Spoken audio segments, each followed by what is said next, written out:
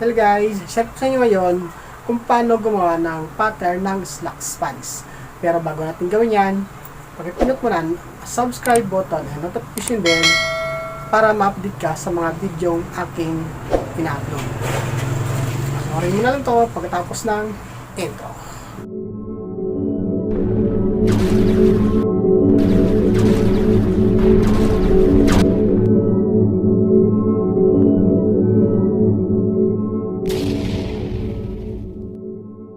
So guys, ang gagawin natin ay ang pattern ng slocks. So una, gagawa muna tayo ng vertical line. And then, so green line. Ang green line na to, ito yung magsisilbing gitna ng pantalon na gagawin natin.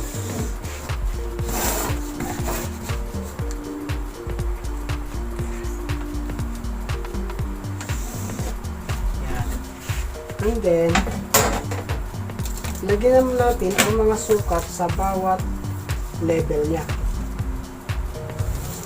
Una, sa hip, ang hip ay 7.5 mula sa waistband.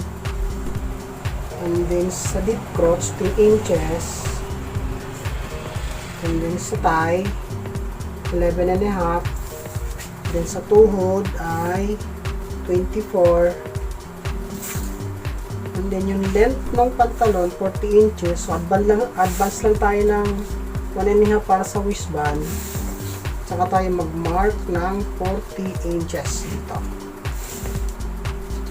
Yan. And then guhitan na natin siya. Ito sa hem bottom. Ito sa knee, sa tuhod. Sa thigh,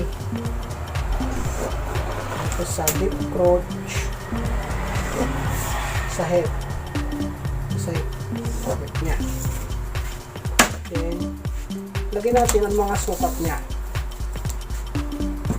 Ang hip niya ay 40 inches. So, 40 divide 4, that is 10 inches. So, 10 inches, dito siya. Mula dito sa 10 inches, pasok ka ng half inch, then labas ka ng half inch doon para sa back panel. So itong 10 inches na to, ibaba natin sa deep crotch para ganun din ang ating gagawin. Ipahin lang yan. Yan. And then, kunin natin yung sukat ng waistband. Ang waistline nito, 32 divide 4, that is 8 inches.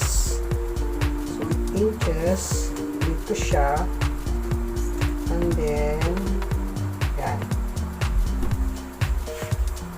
Tapos i-connect na natin siya. Connect natin to doon sa waistband. So yung curve natin dito, mag-plus lang tayo ng 1 in 1/2 dito sa crotch. Ayan. Scrub natin. Okay. Tapos, itong hip, connect na natin to.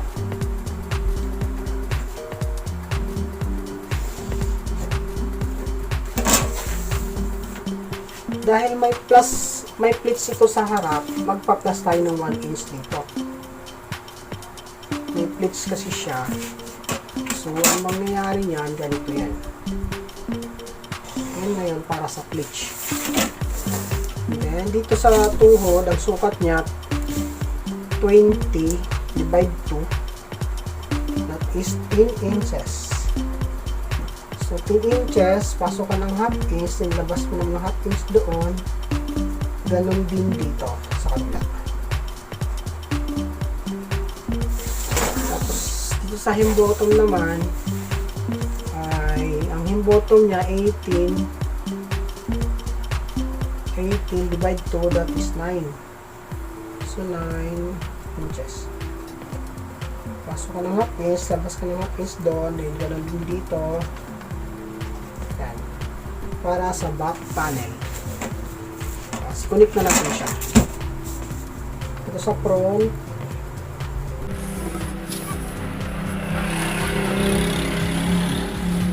Yan po natin. Ito naman sa inside.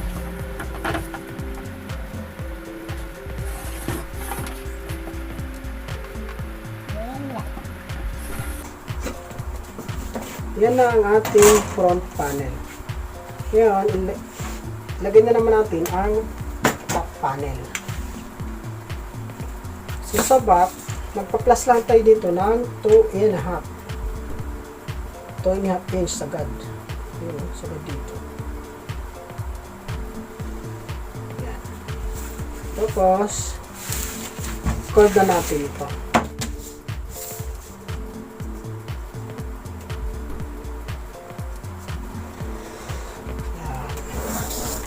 Tapos,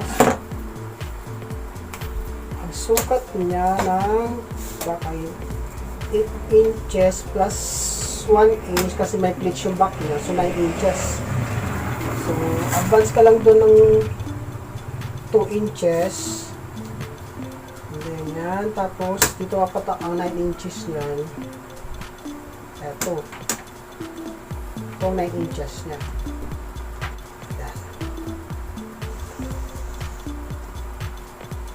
Yan na ang ating back panel. Tapos connect na natin to.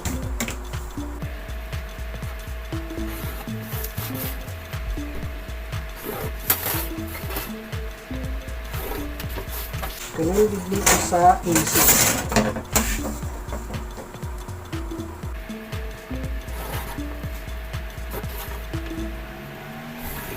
Yan na ang ating back panel. Tapos, lagyan naman dito yung ating dart sa back. Kunin natin gitna nito. So, 9 inches, 4.5. Tapos, baba ka ng 3 inches dito. 3 inches yung dart. Gitna lang natin.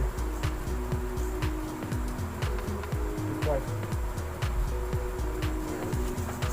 Tapos, gitna natin ito ng 1 inch yan.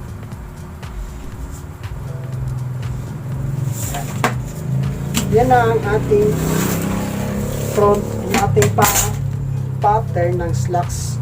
So pag gagawa kayo nito, choose nyo yung kung gusto nyo, pag nabuo nyo yung front, gusto nyo i-cut na, pwede naman yon. Mag-allowance lang kayo bago gumawa ng back panel. So ako, dinidiretso ko na yung back panel para masukat natin yung bawat sukat niya. Sukatin natin ito sa 640. Then 9.5 plus 20 times 2, that is 40.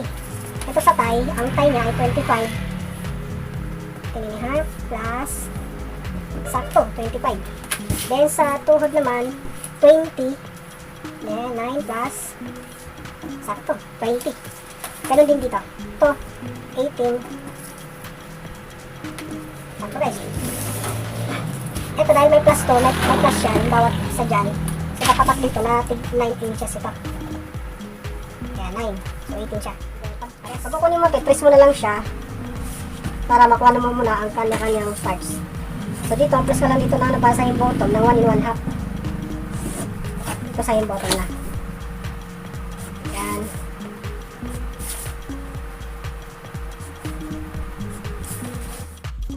At yun lang po guys, sana'y nakatulong po sa inyo at kung gusto nyo, please like and don't forget to subscribe. Bye!